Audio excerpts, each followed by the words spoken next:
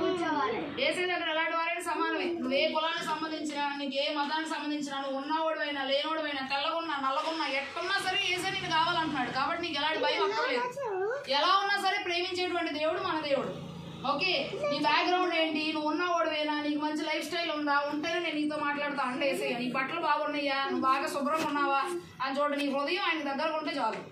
నీ హృదయం ఆయన దగ్గర ఉంటే ఆయన నీతో వచ్చి మాట్లాడతారు. ప్రకటన 3:20 ఏమనుందంటే, ఇదిగో నేను తలుపునొద్ద నిలిచి తట్టుచున్నాను, ఎవడైనా నా స్వరం విని తలుపు చేస్తే అతనితో నేను, నాతో కూడా అతను కలిసి భోజనం చేస్తాను. అంటే ఏసై నీతో ఫ్రెండ్షిప్ చేయడానికి, ఏసై నీతో రిలేషన్షిప్ చేయడానికి రెడీగా ఉన్నారు. కానీ నువ్వు యాక్సెప్ట్ చేస్తున్నావు ఏసై నీ హార్ట్లోకి.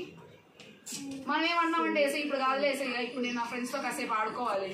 ఏసయ్య ఇప్పుడు కాదులే ఏసయ్య, నేను కాసేపు ఎంజాయ్ చేయాలి. ఏసయ్య ఇప్పుడు కాదులే ఏసయ్య, నేను అన్నం తినాలి. ఏసయ్య ఇప్పుడు కాదులే ఏసయ్య, నేను స్కూల్కి వెళ్ళాలి. ఇలా చెప్తున్నాం మనం. ఏసై మొదటి స్థానం ఇస్తున్నామా లేదా మన యొక్క జీవితంలో? ఏసై మొట్టమొదటి ఆటలో ఏం చెప్తున్నాడు? నేను తప్ప వేరొక దేవుడు నీకు ఉండకూడదు. అంటే మనం వేరే విగ్రహాన్ని పూజించడమే కాదు.